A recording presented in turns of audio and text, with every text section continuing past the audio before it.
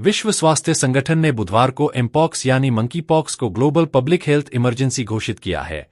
यह 2 साल में दूसरी बार है जब इस बीमारी को हेल्थ इमरजेंसी बताया गया है।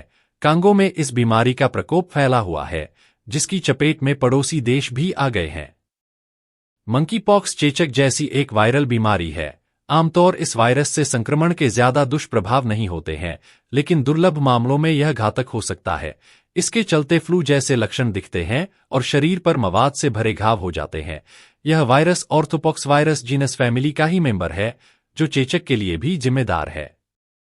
WHO इसलिए भी चिंतित है क्योंकि मंकी पॉक्स के अलग अलग प्रकोप में मृत्यु दर अलग अलग देखी गई है। कई बार तो यह 10% से भी अधिक रही है। यह इसलिए अधिक खतरनाक साबित हो सकता है क्योंकि यह संक्रामक बीमारी है। इसलिए WHO ने इसे लेकर सबसे उच्च स्तर का अलर्ट जारी किया है।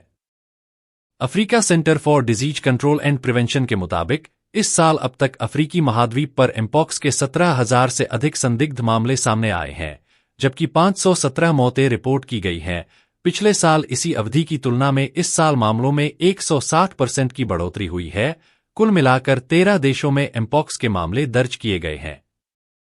WHO के महानिदेशक टेड्रोस एडनॉम गिब्रेयेसस ने कहा कि यह साफ है कि इस बीमारी को फैलने से रोकने और जान बचाने के लिए दुनिया को मिलकर कोशिश करनी होगी।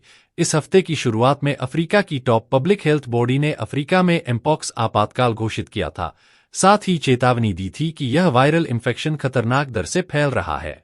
किसी व्यक्ति के वायरस के एक्सपोजर में आने के बाद इसके लक्षण सामने आने में कई दिन या कुछ सप्ताह का समय लग सकता है। मंकी पॉक्स का सबसे शुरुआती लक्षण बुखार होता है। फिर बुखार शुरू होने के लगभग 1 से 4 दिन बाद त्वचा पर दाने निकलने शुरू होते हैं। इसमें निकलने वाले दाने अक्सर पहले चेहरे पर दिखते हैं, इसके बाद हाथ या पैर पर दिखाई देते हैं और फिर शरीर के अन्य हिस्सों में फैल जाते हैं। अब ऐसे में सवाल ये है कि मंकी पॉक्स का इलाज क्या है? मंकी पॉक्स के संक्रमण के लिए वर्तमान में कोई खास उपचार उपलब्ध नहीं है। हालांकि कुछ दवाओं की मदद से इसके फैलने को नियंत्रित किया जा सकता है। मंकी पॉक्स के प्रकोप से हमें कई वैक्सीन बचा सकती हैं। कुछ वैक्सीन इसके लिए ही तैयार की गई हैं, जबकि कुछ वैक्सीन चेचक के लिए तैयार की गई थीं, जो इसे रोकने में कारगर हैं।